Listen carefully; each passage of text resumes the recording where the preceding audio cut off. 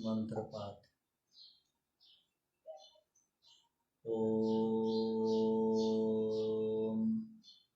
सहना भवतु सहनौ भुनक्तु सह वीर्यं करवावहै तेजस्विनावधीतमस्तु मा विद्विषावहै। ओम शांति शांति शांति।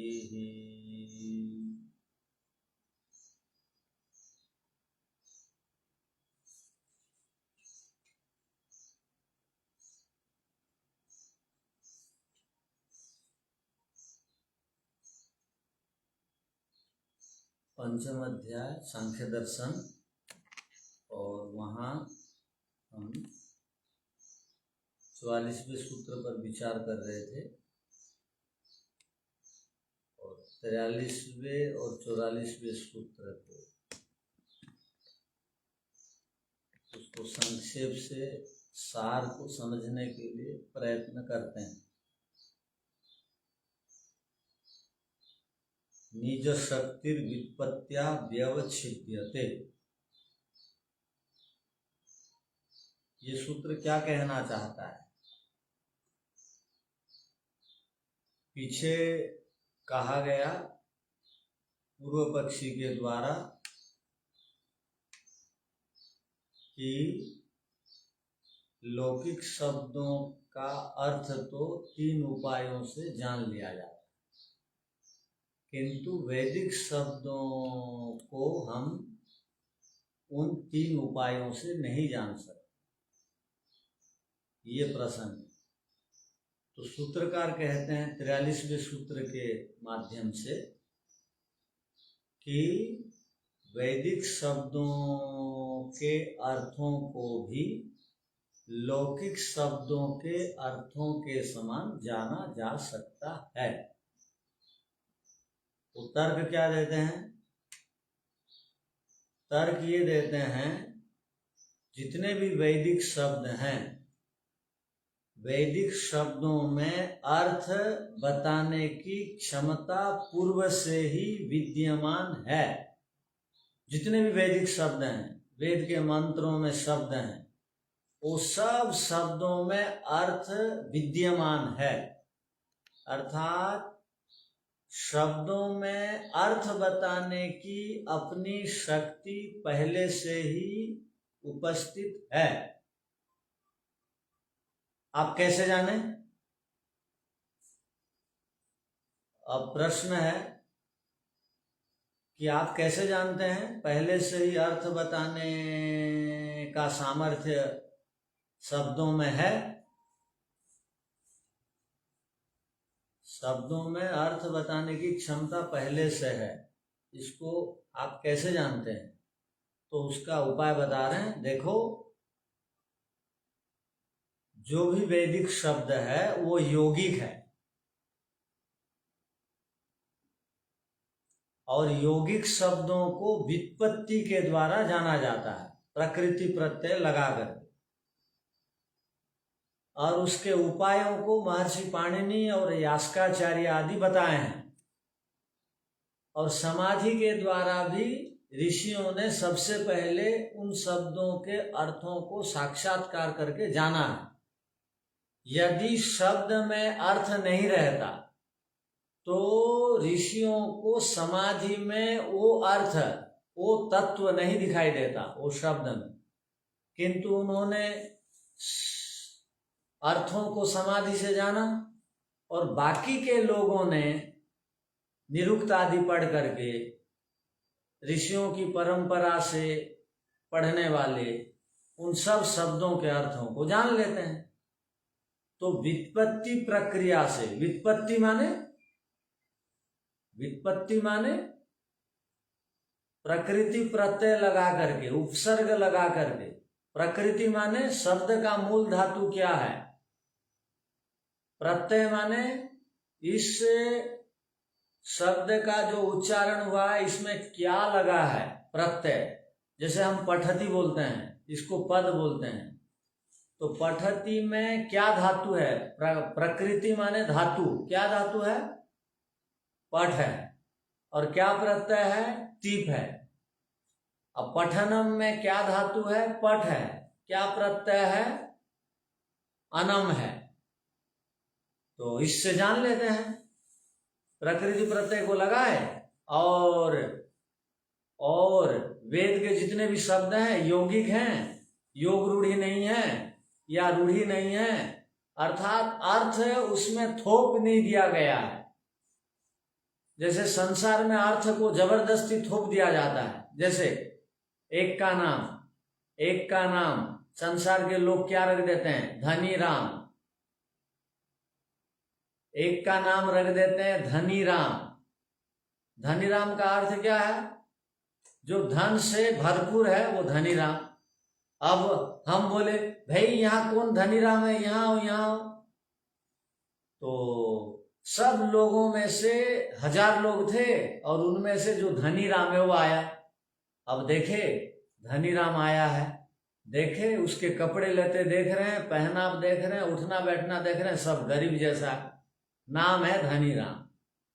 तो इसको कहते हैं रूढ़ी शब्द, माने जबरदस्ती उसमें वो अर्थ रहे चाहे ना रहे, वो सामर्थ्य धन का रहे चाहे ना रहे, उसको लोक में कह दिया गया धनी राम, रूढ़ी हो गया। किंतु वेद में किसी को यदि धनी राम कहा गया तो धन वालों को ही कहा जाएगा, सबको नहीं कह दिया जाएगा।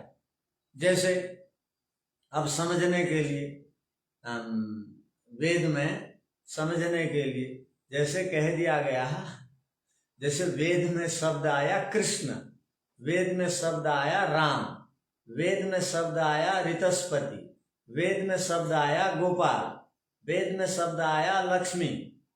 तो यहाँ पर भी लक्ष्मी, गोपाल और राम, विष्णु, कृष्ण आदि रख देते हैं।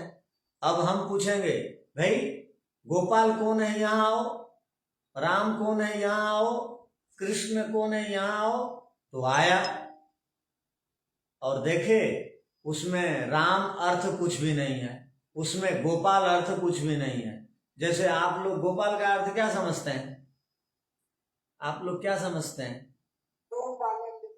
हाँ, अब ना वो गाय को देखा है जीवन में, ना गौ की रक्षा कर रहा है, तो भी उसको गोपाल बोल दिया जाता है।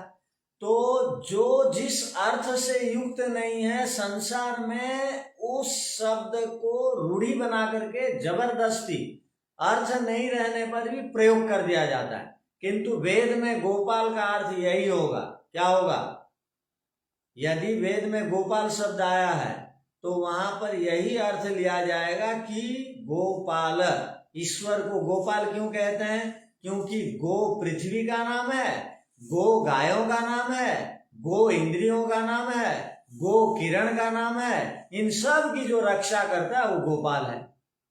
वेद में जितने भी शब्द हैं सब यौगिक हैं, योग रूढ़ी नहीं है और योग रूढ़ी नहीं है।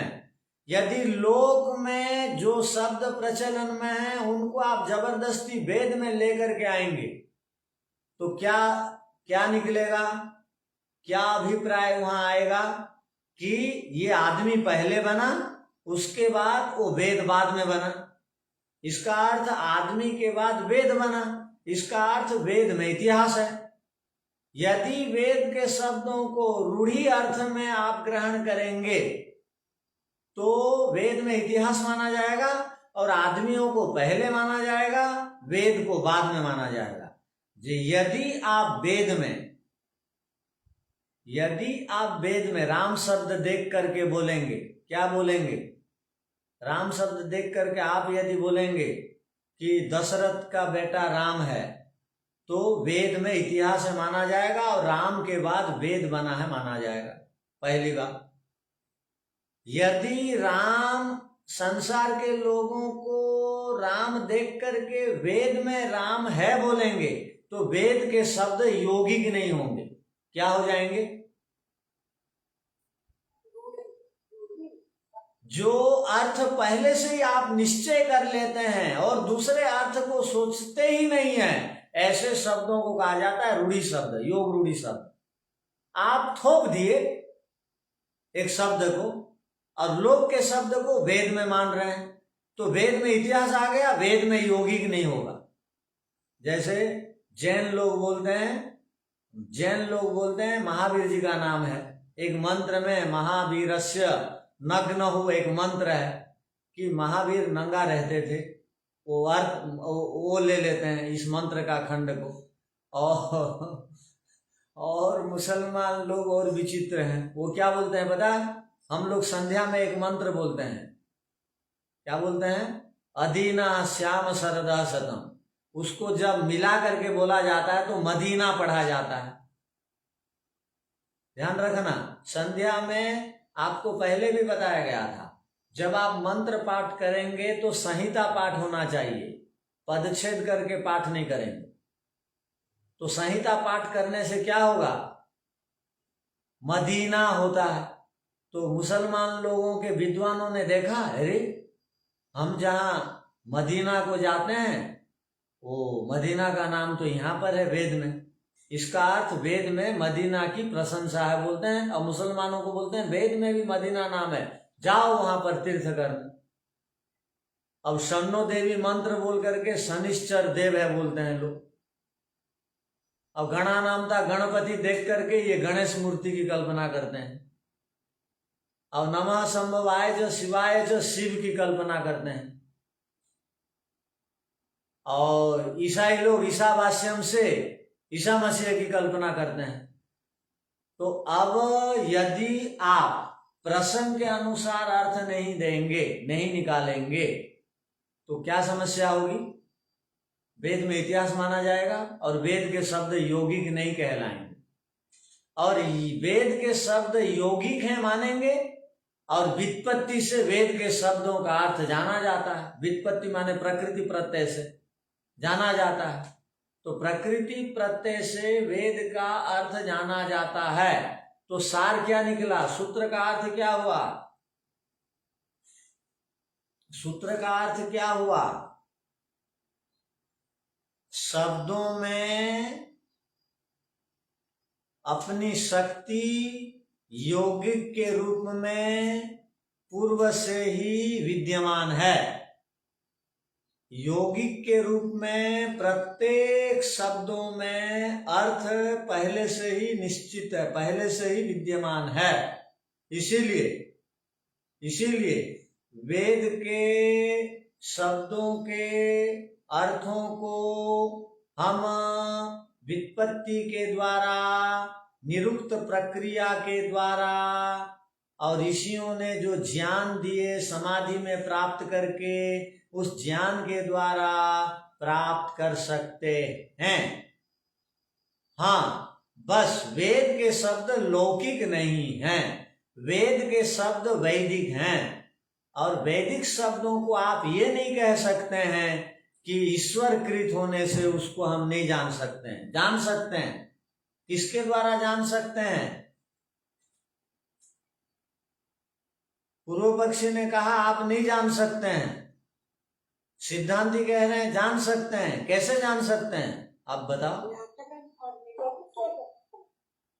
हाँ, निरुक्त प्रक्रिया से और समाधि से और व्याकरण आदि को जान करके और व्युत्पत्ति प्रक्रिया से आप जान सकते हैं। इसलिए आप लौकिक शब्दों को आप शब्दार्थ संबंध बनाते हैं और वैदिक शब्द का शब्दार्थ संबंध नहीं बनेगा जो बोलते हैं, ये आपका कथन ठीक नहीं है।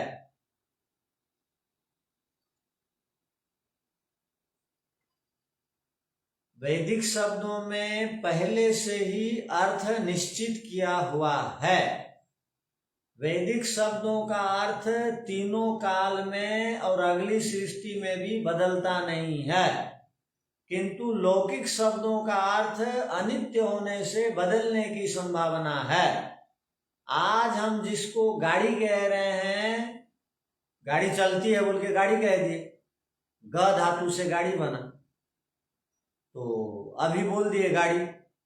और या प्रापणे से भी यानम बनते, संस्कृत में बोलते हैं, तो वो भी प्राप्त करते हैं जिसके माध्यम से। किंतु ये शब्द का अर्थ आगे चल के बदल भी जाएगा। अगली सृष्टि में गाड़ी को गाड़ी नहीं बोल करके और किसी नाम से बोला जा सकता, किंतु वेद में स्वभाव से प्रत्येक शब्द में अर्थ निश्चित है। उसको केवल आपको व्युत्पत्ति की प्रक्रिया जाननी पड़ेगी और ऋषियों की बात माननी पड़ेगी।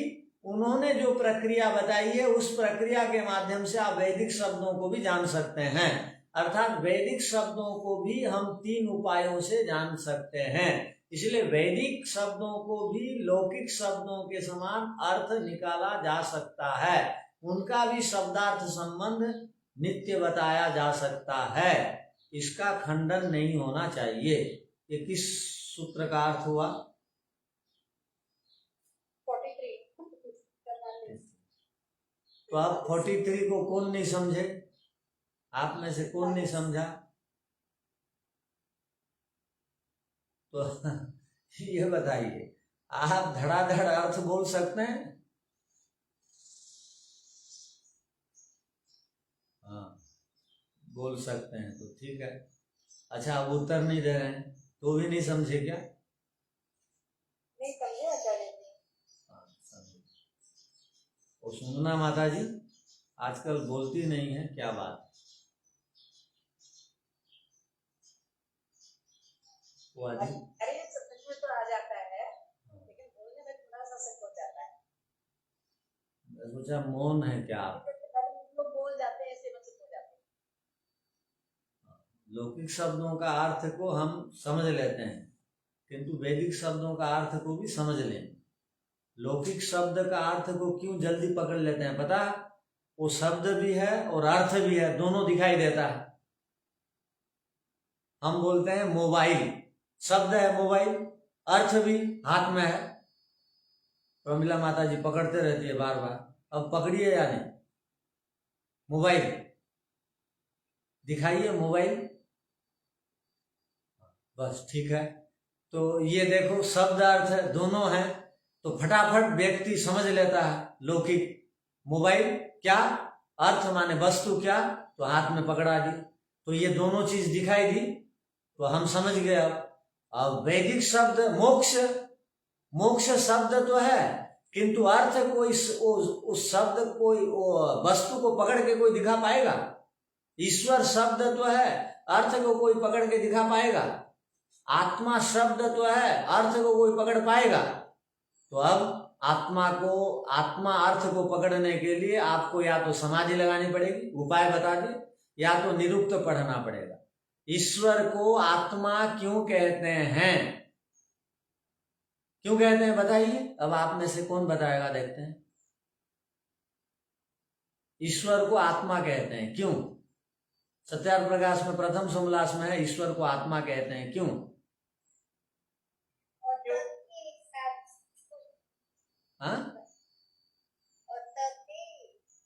हाँ बढ़िया। हाँ, अत सातत्य गमने से आत्मा बना। अतति निरंतरम कर्म फलानी ददाति यत्सति वा। निरंतर कर्म फलों को जो देता है, निरंतर। कौन मर रहा है, कौन जन्म ले रहा है? कल ऑपरेशन सिंदूर हुआ तो उसमें बहुत सारे लोग मर गए, तो उनको कर्म फल देगा। निरंतर जो कर्म फल देने के लिए और सर्वत्र जो व्यापक होकर के सबके कर्मों को देख रहा, इसलिए वो आत्मा है, ईश्वर। अब व्युत्पत्ति के द्वारा आप अर्थ को समझ गए और देख भी रहे हैं, कर्म फल आपको दिखाई देता है। कोई निर्धन है, कोई धनी है, कोई वेद पढ़ने का सौभाग्य प्राप्त कर रहा है, कोई दर्शन को पढ़ के भी नहीं समझ रहा है, और घर में रहते हुए भी कईयों की इच्छा ही नहीं होती है। तो ये सब कर्म फल तो है, और क्या है? यह नहीं, तो निरंतर जो कर्म फलों को दे रहा है वो आत्मा है। अब व्युत्पत्ति के द्वारा हम अर्थ को पकड़ लिए, अब ईश्वर हैं जान लिए। ईश्वर नहीं होते, सर्वत्र विद्यमान नहीं होते ना, वो सर्वत्र जो व्यवस्थाएं दिखाई देती हैं वो नहीं दिखाई देती।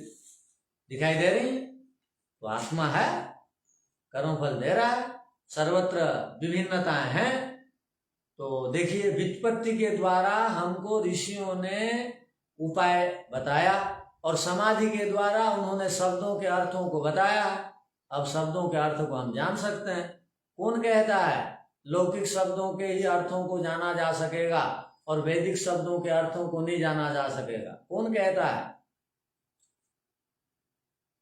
जो भी कहता है ठीक नहीं कहता है। नहीं, आप भी यदि कहेंगे तो ठीक नहीं कह रहे हैं।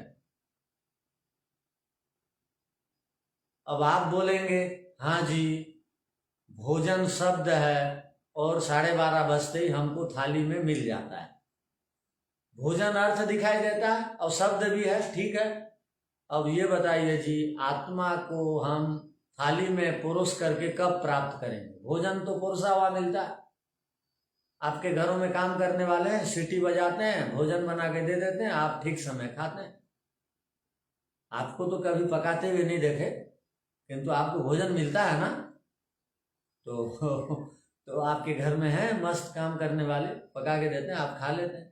अब वो शब्द और अर्थ दिखाई दे रहा है। अब आत्मा परमात्मा अब 50 साल से आप सुन रहे हैं, किंतु थाली में परोसा हुआ नहीं मिलता। क्यों? समाधि नहीं लगी।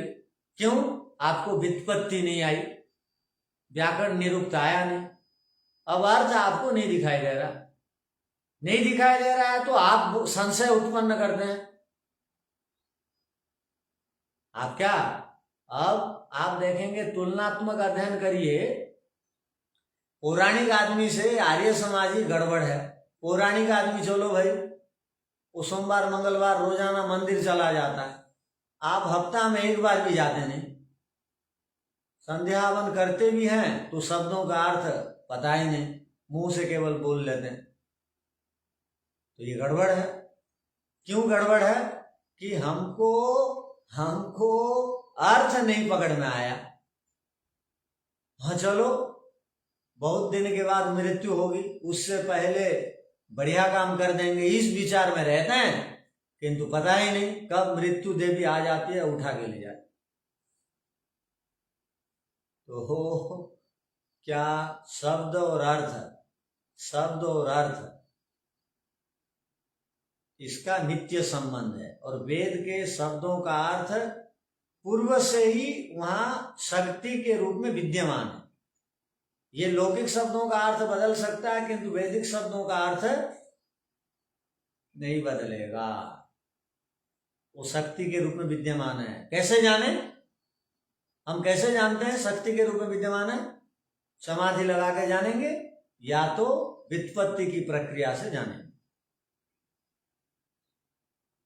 ठीक है, अब आगे बढ़ते हैं। अब अगला सूत्र देखिए। एवं, अब आगे कहा गया, मनुष्य वेदार्थ को जानने में किस प्रकार सक्षम होता है। मनुष्य वेदार्थ को जानने में किस प्रकार समर्थ होता है और उसको वेदार्थ की सिद्धि किस प्रकार मिलती है। अर्थात वेद के अर्थों की सिद्धि माने प्राप्ति, उसको किस प्रकार होती है। अब इस सूत्र में 44वें सूत्र में बताया जाएगा। भूमिका समझ में आ गई? क्या भूमिका बन रही है? एवं माने और ऐसा ही मनुष्य वेदार्थ जानने में कैसे समर्थ होता है और उसकी सिद्धि, वेदार्थ की सिद्धि अर्थात प्राप्ति, वेद के अर्थ की प्राप्ति किस प्रकार होगी, इस विषय में अब कहा जाएगा।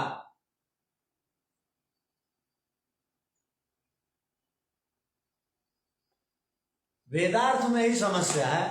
क्यों? लोक में दिखाई देता है, वेद में की बातें नहीं दिखाई देती। लोक में जितने भी शब्द अर्थ हैं वो दिखाई देते हैं, बोले भी जाते हैं, पाए भी जाते हैं। और वेद की बातें नहीं पाई जाती हैं, इसके लिए तपस्या करने की आवश्यकता होती है, यम नियम को पालन करना पड़ता है, इसके लिए बहुत सारी शर्तें हैं। इसलिए इसी के ऊपर लोगों का प्रश्न है और उसका समाधान ऋषियों ने दिया है। अब आपका भी प्रश्न है, वेदांत की सिद्धि किस प्रकार होगी। अब सुन लीजिए उत्तर में क्या है। योग्य अयोग्येषु, योग्य अयोग्येषु प्रतीति जनकत्वा तस्सिद्धि। योग्य माने बताया गया था, जो इंद्रिय गम्य है उसको योग्य कहा जाता है। जो शब्द और अर्थ इंद्रियों से प्राप्त किए जाते हैं उनको योग्य कहा गया। तो बहुत मनुष्यों द्वारा या लोक में प्रचलित जो भी शब्द अर्थ हैं वो इंद्रिय गम्य हैं, इंद्रियों के द्वारा जान लिए जाते हैं। इसको योग्य शब्द से पढ़ा। यहां योग्य का अर्थ श्रेष्ठ नहीं, हाँ, यहां योग्य का अर्थ बढ़िया नहीं, यहां योग्य का अर्थ इंद्रिय गम्य। अब आप जब वेद के शब्दों को यौगिक मानेंगे तो आप प्रसंग के अनुसार अर्थ को निकाल लें। यदि आपने वेद के शब्दों को रूढ़ी माना तो आप प्रसंग के अनुसार अर्थ नहीं निकालेंगे। अग्नि शब्द का अर्थ आप लोक में जो अग्नि को देख रखे हैं, जो जलती है आग है, वही अर्थ आप निकालेंगे तो वेद में आप मार खा जाएंगे। वेद के मंत्रों का अर्थ आप गड़बड़ कर देंगे। अब अग्नि ईश्वर को क्यों कहा जाता है? अग्नि का एक अर्थ है सर्वज्ञ, अर्थात जो ज्ञान वाला, जो प्रकाश देता है। तो ये आग, अब अग्नि शब्द को लोक में आग को अग्नि, वेद में अग्नि को पढ़ा गया और वेद के शब्दों को उधारी में ला करके हम उधारी में काम चला रहे हैं। क्या बात समझ में आई? वेद के शब्दों को उधारी में ला करके हम लौकिक बातचीत करते हैं और व्यवहार को सिद्ध करते हैं। जब वेद में देखा गया यौगिक शब्द का अर्थ होता है विस्तार से समझना। जैसे वेद में अग्नि मिले कह दिया गया, तो आजकल के लोग अग्नि मिले पढ़ेंगे तो क्या अर्थ निकालेंगे कि अग्नि की स्तुति करनी चाहिए।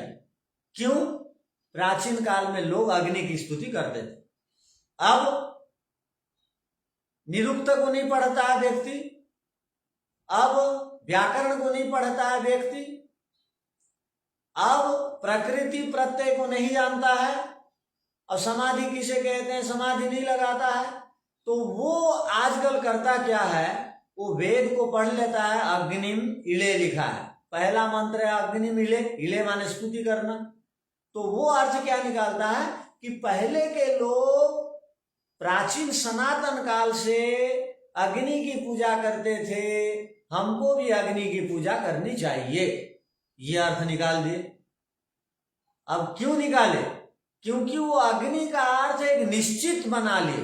अग्नि का अर्थ जो जलती है, जो प्रकाश देती है, जो ऊपर को उठती है, उसको अग्नि कहते हैं। अब वो जलाना चालू कर दिए अग्नि को और उसकी पूजा। अब दीपक के आगे, आग के आगे बहुत सारे लोग अखंड अग्नि जलाते हैं। वो अखंड अग्नि के आगे लोग जा करके सिर नवाते हैं, पूजा करते हैं। बहुत सारे आर्य समाजों में भी अखंड अग्नि जलाते हैं। वो अखंड अग्नि जला करके वो लकड़ी को डाल डाल करके वो प्रदूषण उल्टा बढ़ाते हैं। हाँ, अखंड अग्नि तब सार्थक होगी, जलाने का अभिप्राय प्रयोजन तब सिद्ध होगा कि आग के साथ साथ घी भी डालें, न तो उसका कोई मतलब नहीं, कार्बन डाइऑक्साइड बनेगा। और प्रशंसा के लिए अखंड अग्नि, देखते समय उसका विपरीत माने हानि। तो अखंड अग्नि, रात को वैसे ही अग्निहोत्र ठीक नहीं है, आग जलाना ठीक नहीं है। अगर किसी कारण बस जलाए भी तो कीड़े मकोड़े ना आए, इसका ध्यान रखने की आवश्यकता है। क्योंकि यज्ञ को अध्वर कहा जाता है, वो कीड़े मकोड़े स्वाभाविक आ जाते हैं, आग में गिर जाते हैं, जल जाते हैं बेचारे। तो इसीलिए रात को आग ना जलाएं तो ठीक। इसलिए क्या कहा गया, शादी ब्याह जो रात को आप लोग कोई करते हैं क्या, दिन में करिए। रात को करते हैं तो गड़बड़ है। कई बार आर्य समाजी पंडित भी रात को शादी विवाह कर देते हैं मोटी मोटी दक्षिणा की आशा से। तो कहने का अभिप्राय वो चंद्र तारे दर्शन से पहले समाप्त हो जाए, क्योंकि नक्षत्र दर्शन, तारा दर्शन, ध्रुव दर्शन आदि का कार्यक्रम होता है। तो गोधूली बेला में यज्ञ संपन्न हो जाना चाहिए, कहने का अभिप्राय। तो यहाँ पर हम यदि वेद के शब्दों का अर्थ को रूढ़ी अर्थ में ले जाएंगे तो हम वेद का विपरीत जीवन जीना चालू कर देंगे। तो अग्नि मिले का अर्थ हो गया ईश्वर सर्वज्ञ है, ईश्वर सर्वज्ञ है। अग्नि का अर्थ हो गया सर्वज्ञ है, ज्ञान के मूलाधार हैं और सब जगह प्राप्त हुए हैं, इसलिए उनको अग्नि कहा जाता है। ये भी एक अर्थ निकलेगा। और जो समाज में अग्रणी है, विद्वान अग्रणी है, तो विद्वान को भी अग्नि कह सकते हैं। पुरोहित अग्रणी है, पुरोहित को भी अग्नि कह सकते हैं। राजा अग्रणी है, राजा को भी अग्नि कह सकते हैं। न्यायाधीश अग्रणी है, उसको भी कह सकते हैं। तो इतने सारे अर्थ कब निकलेंगे? जब आप वेद के शब्दों को यौगिक मानेंगे, व्युत्पत्ति से अर्थ निकालेंगे, धातु और प्रत्यय निकाल करके अर्थ निकालेंगे। यदि लोक के अनुसार अर्थ निकालेंगे तो रूढ़ी हो जाएगा। ये बात समझने की आवश्यकता है कि वैदिक लोगों ने आग को अग्नि नाम इसलिए दिया, वेद में अग्नि शब्द ईश्वर को देखा, वो प्रकाश देते हैं, वो अंतःकरण के अंधेरा को दूर करते हैं। उन्होंने देखा ये आग जलने से ये भी अंधेरा दूर करती है ये आग, तो चलो कुछ भगवान का अर्थ इसमें विद्यमान है, चलो इसका भी नाम अग्नि दे देते हैं। उन्होंने दे दिया। अब गंगा यमुना शब्द देख करके, नदियों का नाम देख करके आप यदि वेद में जो गंगा यमुना है आप बोलेंगे ये गंगा यमुना का नाम वेद में है, तो वेद में तो इतिहास हो गया और गंगा यमुना के बाद वेद बना, ये माना जाएगा। जैसे बाइबल, कुरान आदि, जिंदावस्था आदि और पुराण आदि, रामायण महाभारत आदि, मनुस्मृति आदि वेद के बाद बने, तो वैसे आप ले लेंगे अर्थ को। तो इसीलिए वेद के शब्दों को यौगिक मानने की आवश्यकता है। आर्ष ग्रंथों के शब्दों को यौगिक अर्थ में प्रयोग करने की विधा आनी चाहिए। तो यहाँ क्या कहना चाह रहे हैं देखिए अब। तो योग्य कहते हैं जो इंद्रियों के द्वारा जान लिए जाते हैं, और अयोग्य कहते हैं जो इंद्रियों के द्वारा नहीं जाने जाते, उनको अयोग्य कहा जाता है। प्रतीति कहते हैं बोध को, जनक कहते हैं अवगत कराने को, तत्सिद्धि कहते हैं सफलता को, प्राप्ति को। इसका अर्थ क्या हुआ भाई? इसका अर्थ समझ लीजिए। इसका अर्थ को समझने के लिए प्रयत्न करिए। सूत्रकार इंद्रिय गम्य जो भी अर्थ हैं, अर्थात इंद्रियों के द्वारा जिन अर्थों को, वस्तुओं को हम प्राप्त करते हैं, अर्थात उसका ज्ञान प्राप्त करते हैं, इंद्रियों के द्वारा जिन वस्तुओं का ज्ञान को हम साक्षात करके प्राप्त करते हैं, उन अर्थों का भी बोध हम शब्दों के द्वारा करते हैं। इंद्रिय गम्य अर्थों का बोध भी शब्दों के द्वारा होता है। पहला अर्थ समझने के लिए प्रयत्न करिए। इंद्रियों से जिन पदार्थों की प्राप्ति होती है, अर्थ माने पदार्थ, वस्तु, उनकी जानकारी भी हम किससे प्राप्त करते हैं? शब्दों से। अच्छा, ये जो अर्थ है ना, मोबाइल जो अर्थ है ना, मोबाइल जो वस्तु है, ये मोबाइल वस्तु है, देखिए ये जो मोबाइल वस्तु है इसको मोबाइल कहा जाता है। संस्कृत में इसको चलभाष कहते हैं, दूरवाणी कहते हैं। ठीक है, ये दूरवाणी शब्द है और इसका अर्थ क्या है? यह है, अर्थ यह है। तो दूरवाणी शब्द से किसकी प्राप्ति हुई? ये अर्थ की प्राप्ति हुई दूरवाणी शब्द से। जो अर्थ की प्राप्ति हुई, जो अर्थ का ज्ञान हुआ, वो किससे हुआ? शब्द बोलने से हुआ। प्रत्यक्ष इंद्रियों से दिखाई देने वाले जितने पदार्थ हैं उनकी भी जानकारी शब्दों से होती है। ध्यान रखिए, प्रतीति बोध शब्दों से करते हैं। ऐसे ही अयोग्य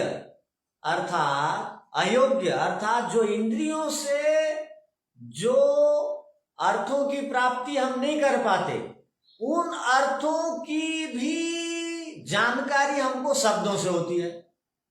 जैसे शब्द कहा गया आत्मा, शब्द कहा गया मोक्ष, उससे जो अर्थ निकला वो अर्थ भी हम शब्दों से जाने।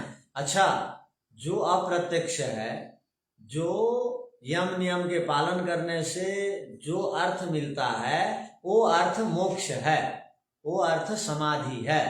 वो समाधि जो शब्द की जानकारी हुई, समाधि से जो अर्थ का बोध हुआ, वो जो अर्थ का बोध हुआ किससे हुआ?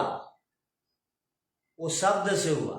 शब्द उच्चारण करने के बाद उसके साथ आप अर्थ को जोड़े और बोले। अच्छा, समाधि का अर्थ होता है जो ऋषि लोग असंप्रज्ञात समाधि से असंप्रज्ञात समाधि से प्राप्त करते हैं, इसी को समाधि बोलते हैं। अच्छा, ये जो अर्थ है इसको समाधि शब्द से बोला जाता है। तो सूत्र का अर्थ क्या बना? इंद्रिय गम्य अर्थों का भी बोध शब्दों से होता है, और जो इंद्रिय गम्य नहीं है ऐसे अर्थों का बोध भी शब्दों से होता है। और उसके बाद उसकी सिद्धि होती है, अर्थात उसकी विशेष जानकारी होती है। उसके बाद उसको हम प्राप्त करते हैं। बात समझ में आई या नहीं?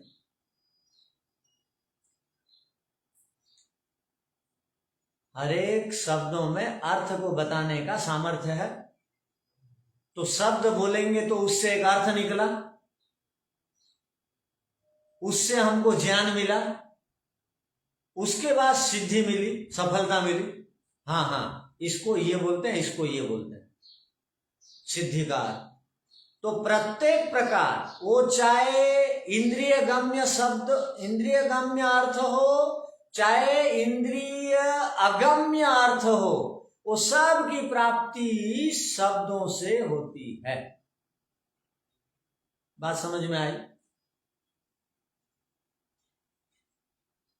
प्रतीति माने बोध, जानकारी। उसके बाद उसको हम समझ लेते हैं, उसमें हमको सफलता मिलती है। इसका अर्थ हुआ मनुष्य वेदार्थ ज्ञान को प्राप्त कर सकता है चतुरता से, कुशलता से, व्युत्पत्ति के माध्यम से। तत्सिद्धि माने कुशल हो जाता है वेदार्थ में, व्युत्पत्ति के द्वारा। केवल आप ये नहीं कह सकते हैं कि केवल इंद्रिय गम्य अर्थ ही शब्द के द्वारा जाना जाता है, ये नहीं कह सकते हैं।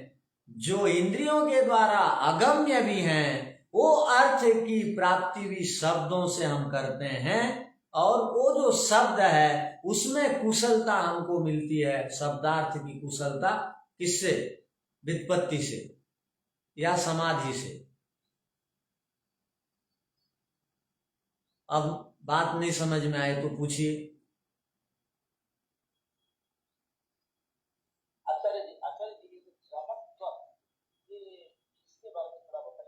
क्या?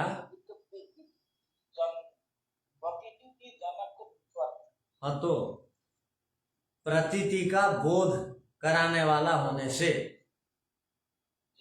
माने करान जनक संस्कृत में हम पिताजी को भी बोलते हैं। अर्थ का बोध कराता कौन है? शब्द है। दोनों प्रकार के शब्दों से दोनों प्रकारों की अर्थों की प्रतीति होती है। आधार, जनाने का आधार कौन है? शब्द है। वेद मंत्र जनाते हैं आत्मा परमात्मा के विषय में, तो वो शब्द के द्वारा अर्थ की प्राप्ति होती है। वो शब्द हमको जनाते हैं अर्थ को, लोक में भी शब्द जनाते हैं अर्थ को। दोनों प्रक्रियाओं में, इंद्रिय गम्य हो चाहे अइंद्रिय गम्य हो, वो दोनों की प्राप्ति हमको शब्दों से होती है। अर्थात आप ये नहीं कह सकते हैं कि वेदार्थ का बोध नहीं होगा, होगा, किंतु व्युत्पत्ति की कुशलता होनी चाहिए।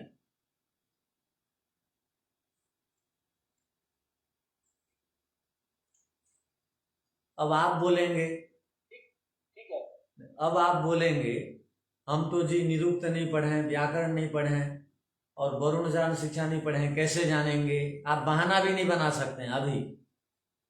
क्यों? क्यों आप बोलेंगे कैसे? बताइए। ऋषियों का भाष्य है, अब भी आचार्य लोग हैं जो आपको समझा रहे हैं, अब बहाना कैसे बने? अब उनको ये बात नहीं समझ में आई, मान लीजिए कि प्रतीति जनकत्वात् क्या है। अब आचार्य लोग हैं, बता देते हैं, भाष्यकार लोग हैं, बता देते हैं। आपको मौका ही छोड़ेंगे नहीं ऋषि लोग और भाष्यकार लोग बहाना बनाने में।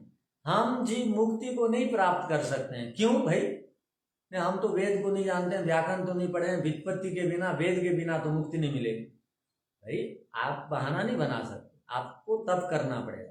अब बोलेंगे हमको संस्कृत नहीं आती, भाई संस्कृत नहीं आती बोल के तो हिंदी में समझा रहे हैं और हिंदी के भाष्य क्यों हो रहे हैं? पहले जब वेद बना तब केवल वैदिक संस्कृत में था और वैदिक संस्कृत को लोग नहीं समझे, तो उस समय के ऋषियों ने विचार किया कि आगे के लोग कहीं बहाना ना बनाए, इसलिए ब्राह्मण ग्रंथ आदि की रचना हुई और वेद में प्रवेश करने के लिए उपांग बने, वेदांग बने। वो उपांग वेदांग का प्रयोजन केवल इतना है, वेद को जाने। हम लोग व्याकरण में पढ़ते हैं कि व्याकरण में क्यों हम इतनी शक्ति लगाएं? व्याकरण में शक्ति लगाने की क्या आवश्यकता है? शिष्य ने प्रश्न कर दिया गुरुजी से, तो गुरुजी ने क्या कहा पता है? वेदानाम रक्षार्थम अध्ययन व्याकरण, वेदों की रक्षा के लिए व्याकरण अध्ययन करो। निष्कारणो ही धर्म ब्राह्मण, ब्राह्मण का बिना प्रयोजन का धर्म है, वो व्याकरण इसलिए पढ़ेगा क्योंकि उसको वेद की रक्षा करनी है। वेद की रक्षा बिना व्याकरण पढ़े कर सकेंगे? कोई भी कुछ भी अर्थ आपको बता देगा वेद का, व्याकरण नहीं पढ़ेंगे। तो व्याकरण इसलिए पढ़ते हैं कि वेदों की रक्षा हो। वेद की रक्षा होगी तो क्या होगा? वेद की रक्षा होगी तो क्या होगा बताइए? ज्ञान की रक्षा होगी। हाँ, अब बहुत सारे लोग बोलते हैं कि गुरुकुल में वो साइंस पढ़ाइए, गुरुकुल में मैथ पढ़ाइए, गुरुकुल में साधारण कॉलेज की बातें पढ़ाइए। भाई वो कॉलेज इसलिए बने हैं, उनको वो बताना था। गुरुकुल इसलिए बने हैं, व्याकरण पढ़ेंगे, वो 100 में एक आध कोई विद्वान बनेगा, तब वो उससे वेद की रक्षा होगी। एक आदमी यदि तैयार हो जाएगा 1000 में तो भी लाभ है। इसलिए जो भी गुरुकुल के लिए सहायता देते हैं वो बड़े पुण्यात्मा है। कॉलेज के लिए देंगे तो क्या होगा? साक्षर बनेंगे। गुरुकुल के लिए देंगे तो क्या बनेगा? वेद की रक्षा होगी। वेद की रक्षा होगी तो क्या होगा? एक भी आदमी बन गया। आप ध्यान रख के चलिए, मान के चलिए। अब बहुत सारे लोगों की श्रद्धा गुरुकुल से भी हट गई है। क्यों? गुरुकुल में प्राय करके आजकल जो घर में बातचीत नहीं मानते, अयोग्य बच्चे आ जाते हैं। धनी के बच्चे आते हैं क्या? आपके बच्चे एक आध कोई गुरुकुल में पढ़े हैं क्या? आप तो साइंस और मैथ और वैज्ञानिक बनाना है आपको, तो आपको पायलट बनाना है, आपको इंजीनियर बनाना है, आपको डॉक्टर बनाना है, वेद का विद्वान नहीं बनाना। अब वेद का विद्वान आपके बच्चे बन सकते हैं क्योंकि आपके बच्चे बुद्धिमान थे, आपने तो गुरुकुल में नहीं छोड़ा। और बेचारे गांव के लोग छोड़ देते हैं, तो वो 1000 में से एक आध कोई बहुत तप करता है तो बनता है। तो इसलिए आपको धैर्य धारण करने की आवश्यकता है।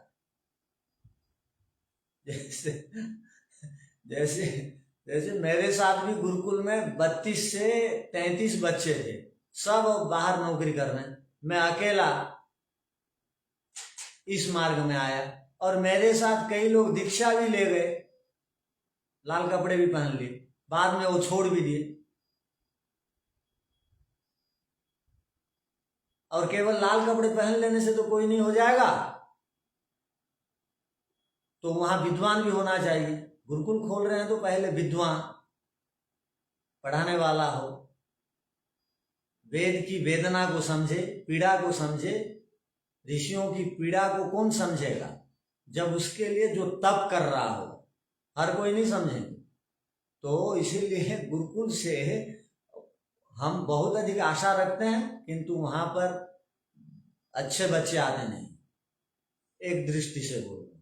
अब बहुत परख के लेंगे तो वेद पढ़ने के लिए बहुत कम बच्चे आते हैं। व्याकरण बिना परीक्षा के क्रम में पढ़ने वाले बहुत कम। जितनी संस्थाएं बिना क्रम में, बिना परीक्षा की पद्धति से पढ़ाते हैं, उनमें मात्र बिल्डिंग है 500 रहने के लिए, रहते हैं वहां पर 10-20। तो कहने का अभिप्राय आप समझ रहे होंगे कि व्याकरण आदि, वेद आदि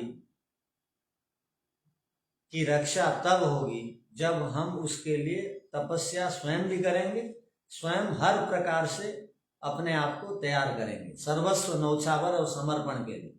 तो यहाँ पर जो बड़ी बात ये बताई गई क्या, कि योग्य और अयोग्य दोनों विषयों का ज्ञान, दोनों विषयों का बोध हमको व्युत्पत्ति की प्रक्रिया से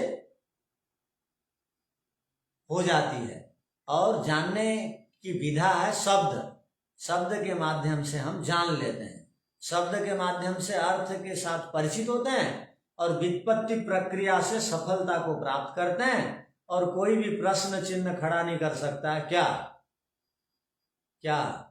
कि वेदार्थ को नहीं समझा जा सकता। वेदार्थ को समझा जा सकता है, उसकी विधा है व्युत्पत्ति और समाधि। ठीक है, इस पर और विचार करें। ओम शांति शांति शांति। सबको सादर नमस्ते।